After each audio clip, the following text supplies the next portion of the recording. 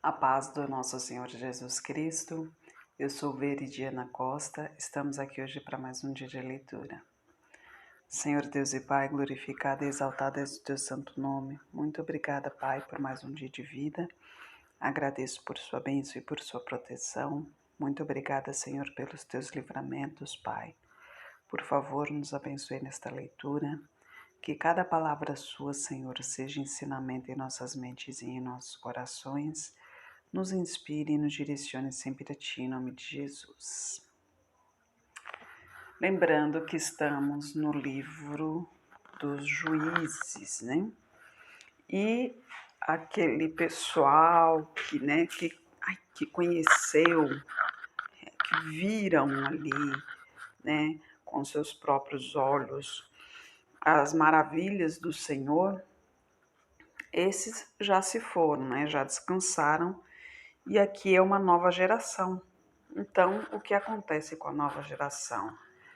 Eles se afastam do Senhor, né? Quando conquistaram a terra prometida, né, que Deus prometeu, depois que Josué se foi, ainda ficou terras para conquistar, né? Gente, me desculpe, mas meu celular ele sempre fica escurecendo. Eu não sei se para vocês ficam assim, para mim fica. Eu tento uma posição aqui, ficar mais claro, mas fica difícil. E assim, quando Josué descansou, ainda ficaram algumas terras para possuírem. Eles possuíram, porque Deus estava com eles. Mas o que acontece? Deus havia dito que não era para deixar o povo ali, exatamente para que isso que está acontecendo agora não acontecesse.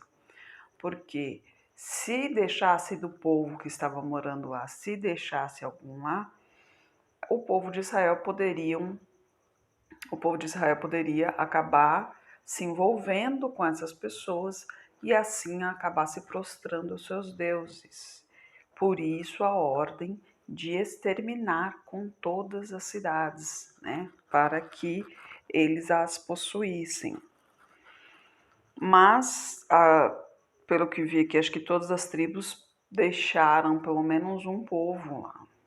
Então a nova geração que não conheceu, não viu os feitos do Senhor, essa nova geração acabou se envolvendo com os povos estranhos, né? Vamos dizer assim, que são os povos que ficaram tributários para o povo de Israel. Hoje a gente vai ver o capítulo 3. As nações oprimem a Israel. Porque, obviamente, a aliança foi quebrada, não por Deus, que Deus não quebra aliança, Deus não quebra promessa. Foi quebrada pelo próprio povo, porque o povo blasfemou contra o Senhor, né? Porque se prostraram a outros deuses. Estas, pois, são as nações que o Senhor deixou ficar, para por elas provar a Israel, a saber, a todos os que não sabiam de todas as guerras de Canaã, tão somente para que as gerações dos filhos de Israel delas soubessem, para lhes ensinar a guerra. Pelo menos os que dantes não sabiam delas. 5 príncipes dos filisteus, todos os cananeus, os sidônios e os heveus que habitavam nas montanhas do Líbano, desde o monte de Baal-Hermon até a entrada de Amate. Estes, pois, ficaram para por eles provar a Israel, para saber se dariam ouvidos aos mandamentos do Senhor, que lhe tinham ordenado a seus pais pelo ministério de Moisés. Habitando, pois, os filhos de Israel no meio dos cananeus, dos heteus, dos amorreus, dos ferezeus, heveus e jebuseus, tomaram de suas filhas para si por mulheres, e deram as suas filhas aos filhos deles, e serviram a outros deuses. E os filhos de Israel fizeram o que era mal aos olhos do Senhor, e se esqueceram do Senhor seu Deus, e serviram aos Baalins e a Astarote. Então a ira do Senhor se acendeu contra Israel, e ele os entregou na mão de Cusã-Risataim, rei de Mesopotâmia. E os filhos de Israel serviram a Cusã-Risataim 8 anos. E os filhos de Israel clamaram ao Senhor, e o Senhor levantou-lhes um libertador que os libertou. Otiniel, filho de Kenaz, irmão de Calebe, mais novo do que ele. E veio sobre ele o Espírito do Senhor, e julgou a Israel. Saiu a peleja, e o Senhor entregou na sua mão a Cusã-Risataim, rei da Síria, contra o qual prevaleceu a sua mão. Então a terra sossegou 40 anos, até que Otiniel, filho de Kenaz, faleceu. Olha só, né? Vamos ver agora como que vai. Eu lembro, eu tinha uma professora de história e para mim era uma aula horrível, porque, aliás, uma aula não, uma matéria horrível, porque decoreba, né? Ou seja, a matéria era para decorar, porque eram histórias, né? Então, a história você tinha que decorar, eram textos imensos, você tinha que decorar. E nas provas, iriam ter provas perguntando sobre aquela história. E a professora falou o seguinte: a história sempre se repete. Eu não lembrava disso, mas ao ler a Bíblia, não agora, né, mas já há algum tempo depois que comecei a ler a Bíblia, vendo as coisas, ouvindo Eclesiastes, por exemplo, fala muito, ela é muito atualizado, porque as coisas que falam aí são coisas que a gente vê, né, nos dias de hoje. E aí me veio à mente essa professora, eu não me lembro o nome dela, né, como já sabe, minha memória é uma maravilha, né? E aqui o povo de Israel, enquanto Josué estava vivo, eles estavam seguindo o Senhor. Josué se foi, descansou, mas os anciãos, os juízes ainda da mesma época, continuaram firme ali, engajando, né, na palavra do Senhor ali, sempre ministrando a palavra do Senhor. Então aquelas pessoas ainda estavam no Senhor. Mas depois que essa geração, né, os mais velhos faleceram, então, a nova geração que só escutou, né, não viu, só escutou a palavra, sobre a palavra do Senhor. Então, essa geração se corrompeu e sofreram por causa disso. 8 anos ficaram como escravos, praticamente, né? Até que um servo do Senhor, lembra Otiniel, sobrinho de Calebe. Calebe, aquele que junto com Josué e os outros espias foram olhar a cidade, e os únicos que realmente se mantiveram na palavra do Senhor, né? Calebe e Josué, porque os outros 10 olharam com os olhos humanos, né? Viram a cidade fortificada, viram os gigantes e ficaram com medo e alarmaram o povo. Por isso que o povo ficou 40 anos no deserto, para que aquela geração se fosse também, porque aquela geração acabou se deixando levar à tentação ali, né? Acabaram se deixando levar as palavras daqueles 10 espias, de que a cidade era muito fortificada, que não conseguiriam. Embora Calebe e Josué estavam firmes ali, dizendo: é fortificada, tem gigantes, sim, mas Deus está conosco. E quando Deus está conosco, a vitória é garantida, mas não lhe deram ouvidos, né? Então, Otiniel é o sobrinho de Calebe. Ele veio, né? Quando o povo sentiu ali o peso, o sofrimento, e clamaram ao Senhor. É aquela velha história, vem pelo amor ou pela dor, né? Quando sentiram a dor, vieram ao Senhor. E o Senhor mandou o seu servo lá. Otiniel os livrou da mão. Aliás, Otiniel não, Deus usou de Otiniel para livrá-los, né? Livrar o povo de Israel. Mas Otiniel faleceu, né, depois de 40 anos. Aí continua no versículo 12. Porém, os filhos de Israel tornaram a fazer o que era mal aos olhos do Senhor. Então o Senhor fortaleceu a Eglon, rei dos Moabitas, contra Israel, porquanto fizeram o que era mal aos olhos do Senhor. E reuniu consigo os filhos de Amon e os Amalequitas. Então feriu a Israel e tomaram a cidade das palmeiras. E os filhos de Israel serviram a Eglon, rei dos Moabitas, 18 anos. Então os filhos de Israel clamaram ao Senhor, e o Senhor lhes levantou um libertador, a Eude, filho de Gera, filho de Gemimi, homem canhoto. E os filhos de Israel enviaram pela sua mão um presente a Eglon, rei dos Moabitas.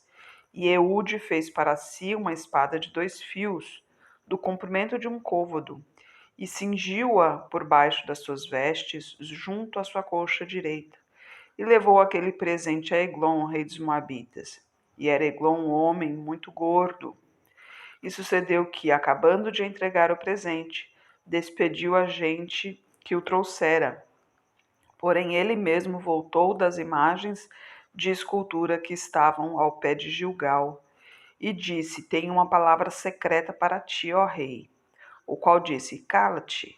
E todos os que lhes assistiam saíram de diante dele.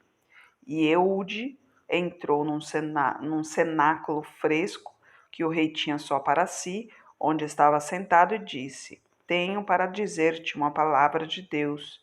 E levantou-se da cadeira. Então Eude estendeu a sua mão esquerda e tirou a espada de sobre a sua coxa direita e lhe a cravou no ventre, de tal maneira que entrou até o cabo após a lâmina, e a gordura cobriu a lâmina, porque não tirou a espada do ventre, e saiu-lhe o excremento. Então Eude saiu ao pátio, fechou as portas da sala e as trancou.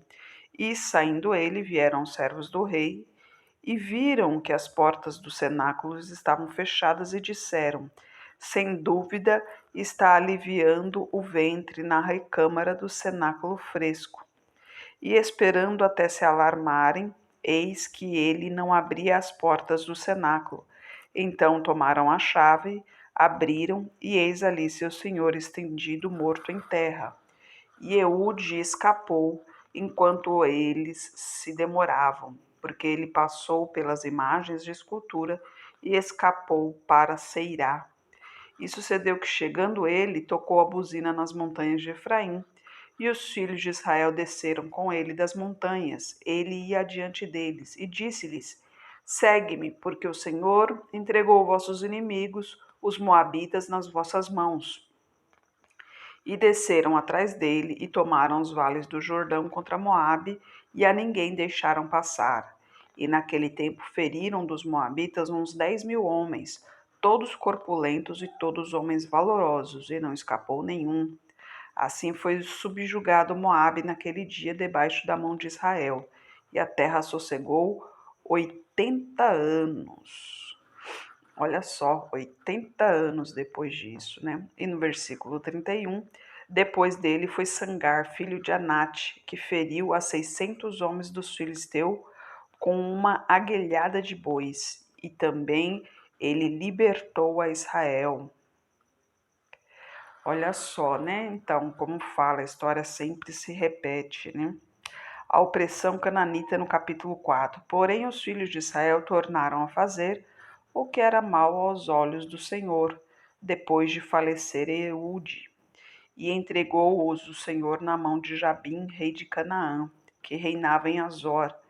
E Císera era o capitão do seu exército, o qual então habitava em Arosete dos gentios. Então os filhos de Israel clamaram ao Senhor, porquanto ele tinha 900 carros de ferro, e por 20 anos oprimia violentamente os filhos de Israel. E Débora, mulher profetisa, mulher de Lapidote, julgava Israel naquele tempo. Ela assentava-se debaixo das palmeiras de Débora, entre Ramá e Betel, nas montanhas de Efraim. E os filhos de Israel subiam a ela a juízo. E mandou chamar a Baraque, filho de Abinoão, de Quedes de Naphtali, e disse-lhe: Porventura o Senhor Deus de Israel não deu ordem, dizendo: Vai, atrai gente ao monte Tabor, e toma contigo 10.000 homens dos filhos de Naphtali e dos filhos de Zebulon? E atirarei a ti para o ribeiro de Quizon a Císera, capitão do exército de Jabim, com os seus carros e com a sua multidão, e o darei na tua mão. Então lhe disse Baraque: Se fores comigo, irei, porém se não fores comigo, não irei. E disse ela: Certamente irei contigo, porém não será tua a honra da jornada que empreenderes, pois a mão de uma mulher o Senhor venderá a Sísera. E Débora se levantou e partiu com Baraque para Quedes. Então Baraque convocou a Zebulon e a Naftali em Quedes, e saiu com 10.000 homens após ele. E Débora saiu com ele. E Éber, queneu, se tinha apartado dos queneus, dos filhos de Obabe, sogro de Moisés, e tinha estendido as suas tendas até o carvalho de Zaananim, que está junto a Quedes. E anunciaram a Sísera que Baraque, filho de Abinoão, tinha subido ao monte Tabor. E Sísera convocou todos os seus carros, 900 carros de ferro, e todo o povo que estava com ele, desde Arosete dos gentios até ao ribeiro de Quizon. Então disse Débora a Baraque: Levanta-te, porque este é o dia em que o Senhor te dará a Sísera na tua mão. Porventura o Senhor não saiu adiante de ti? Baraque, pois, desceu do monte Tabor, e 10.000 homens com ele, e o Senhor derrotou a Sísera, a todos os seus carros e a todo o seu exército ao fio da espada, diante de Baraque. E Sísera desceu do carro e fugiu a pé. E Baraque perseguiu os carros e o exército, até a Rosete dos gentios. E todo o exército de Sísera caiu ao fio da espada, até não ficar um só. Porém Sísera fugiu a pé à tenda de Jael, mulher de Éber, queneu, porquanto havia paz entre Jabim, rei de Azor, e a casa de Éber, queneu. E Jael saiu ao encontro de Sísera e disse-lhe: Entra, senhor meu, entra aqui, não temas. Ele entrou na sua tenda e ela o cobriu com uma coberta. Então ele lhe disse: Dá-me, peço-te, de beber um pouco de água, porque tenho sede. Então ela abriu um odre de leite, deu-lhe de beber e o cobriu. E ele disse-lhe: Põe-te à porta da tenda. Se alguém vier e te perguntar: Há aqui alguém? Responderá então: Não. Então Jael, mulher de Éber, tomou uma estaca da tenda, lançou mão de um martelo e, chegando-se mansamente a ele, lhe cravou a estaca na fonte, de sorte que penetrou na terra, estando ele, porém, num profundo sono, e já muito cansado, e assim morreu. Eis que, perseguindo Baraque a Sísera, Jael lhe saiu ao encontro e disse-lhe: Vem e mostrar-te-ei o homem que buscas. E foi a ela e viu que Sísera jazia morto, com a estaca na fonte. Assim Deus naquele dia derrotou a Jabim, rei de Canaã, diante dos filhos de Israel. E continuou a mão dos filhos de Israel, apesar e a endurecer sobre Jabim, rei de Canaã, até que exterminaram a Jabim, rei de Canaã, pela mão de uma mulher. Pela mão de uma mulher. Quando Deus diz, a palavra de Deus sempre se cumpre, né? Por isso que devemos nos manter firmes no caminho do Senhor, porque Ele prometeu, Ele cumpre. Ele não é homem para mentir, Ele não é homem para voltar atrás com tua palavra, né? Se Ele fez uma promessa, Ele cumpre. Inclusive, um detalhe muito importante aí, né? Aliás, só um parênteses aqui, né? Então, você costuma prometer as coisas e tal, não faça isso, não prometa nada a ninguém. Quando você puder fazer, você vai e faz. Mas se você prometer, você tem um compromisso com aquela pessoa. E enquanto você não cumprir esse compromisso, você está amarrado a essa pessoa, entendeu? Você tem uma conexão com essa pessoa. E se Deus o livre acontece alguma coisa, então você ficou devendo, né? Então, a Bíblia não fala em relação a isso. Aliás, pode até falar, eu não sei, não conheço, eu já li a Bíblia toda, mas obviamente não lembro de tudo, né? Mas eu não lembro da Bíblia falar em relação a dívida pendente, vamos dizer assim, né? Aliás, desculpa, se é dívida, lógico que está pendente, né? Eu digo assim, há uma dívida que você fez e ao falecer ficou essa dívida, né? Eu não lembro se a Bíblia fala alguma coisa sobre isso, mas a Bíblia diz em relação a promessas, né? Quando você faz um voto, por exemplo, né, quando a Bíblia fala em relação ao voto a Deus, né? Quando você faz um voto, tem ali as leis, né, de quando pode ser desfeito, quando não pode. Então, mas ele fala claramente, é melhor não fazer nenhum voto do que correr o risco de não cumprir.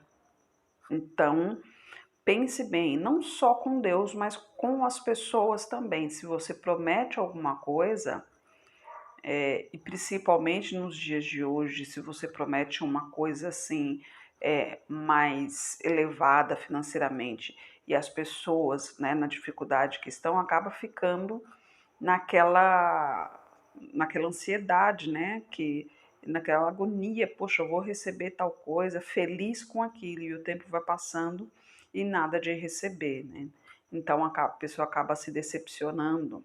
Apesar que a palavra de Deus diz maldito o homem que acredita, que confia no homem, né? E esperar somente em Jesus Cristo, né? Esperar somente em Deus. Mas nem por isso você vai ficar desconfiando de todo mundo também, né?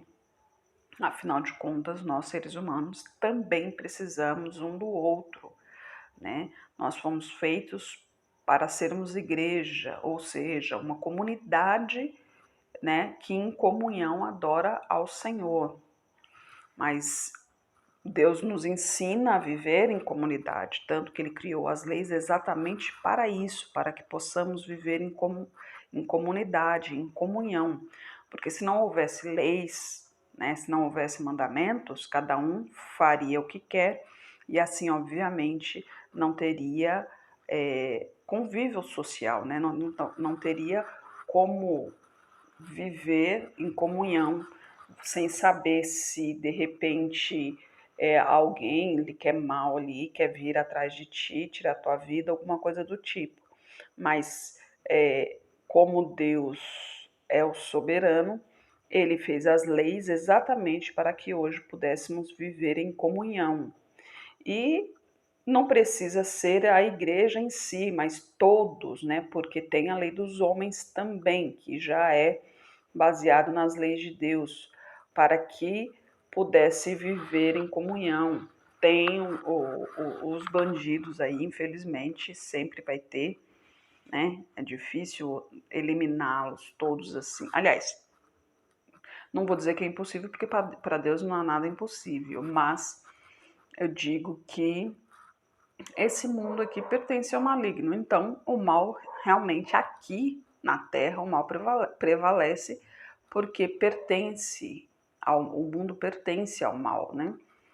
Agora, aqueles que se mantiverem no caminho do Senhor, aqueles que se mantiverem firmes no Senhor, né, seguindo seus mandamentos, seus preceitos, praticando o bem, né, se amando também, se perdoando das coisas que aconteceu. Eu sei que tem coisas que aconteceram em sua vida e você acha que foi culpa sua, mas não foi. Deus está dizendo para você hoje, não foi culpa sua, né? O pecado está aí, o mal está em toda parte, né? Não foi você quem cometeu o erro, não foi você quem fez algo de errado para estar sofrendo desse jeito. O sofrimento faz parte desse mundo aqui. O sofrimento vem do pecado, ou seja, nós somos nascidos do pecado. Não do pecado que você cometeu, né? Tô falando do pecado em geral. Nós somos nascidos do pecado, né? Então, no mundo há pecado. Então, o sofrimento aqui faz parte deste mundo aqui. Mas quando você se permanece firme no caminho do Senhor, no dia do julgamento você participará da salvação e assim será transformado para viver em abundância ao lado do Senhor, no reino que ele preparou para nós. Então mantenha-se firme, persista na presença do Senhor, que enquanto ele estiver contigo, pode vir qualquer coisa, mas não vai te derrubar. Como Jesus Cristo diz, no mundo tereis aflições, mas tendes bom ânimo, pois eu venci o mundo. Então, vai ter aflição, vai ter os problemas, vai ter com certeza. Mas se você estiver no caminho do Senhor, você tem a certeza da vitória. porque Ele nos dá essa certeza. Deus nos promete a salvação, então quando Ele promete, Ele cumpre, né? E lembre-se que Deus não é um homem para fazer obra pela metade. Se Ele deu uma missão em tua vida, Ele vai terminar. Se Ele concedeu uma bênção para ti, Ele vai concluir tudo, porque Ele não faz nada pela metade. Senhor Deus e Pai, glorificado e exaltado és o teu santo nome. Muito obrigada, Pai, por tua palavra, por tua mensagem, Senhor. Eu peço a Ti por essa pessoa que está orando comigo, Pai. Eu não sei o que está acontecendo com ela, eu não sei o que se passa na vida dela, Pai. Aliás, talvez eu nem a conheça, mas o Senhor conhece muito bem, Pai. O Senhor sabe o que passa em seu coração, o Senhor sabe o que passa em sua mente, Senhor. Então toque-a, Pai, nesse momento, purifique-a de todo mal, Pai. Traga o teu espírito para perto dessa pessoa, Senhor. Demônio da depressão que caia por terra, demônio da síndrome do pânico caia por terra em nome de Jesus, Pai. Derrama tua unção, muitas pessoas desesperadas, necessitando de ti, Senhor, necessitando de conhecer a tua palavra, Pai, que eles tenham essa oportunidade, Senhor, a oportunidade de salvação, Pai. Eu peço a ti, Pai, que toque em sua saúde, que toque em suas finanças, que toque a sua vida espiritual em nome de Jesus, Senhor. Peço a Ti por toda a minha parentela, por toda a parentela de meu esposo. Derrama tua unção sobre cada um deles, Pai. Manifeste o teu poder na vida de cada um e traga todos para o seu caminho. Peço a Ti pelos nossos governantes, pelas nossas autoridades, que os teus anjos estejam guiando cada um deles de acordo à tua vontade, Pai. Peço a Ti pelos teus filhos, por favor, nos capacite cada vez mais para proclamarmos o teu evangelho. É o que eu oro em nome de Jesus. Amém. Que Jesus Cristo esteja em seu coração e que Deus abençoe.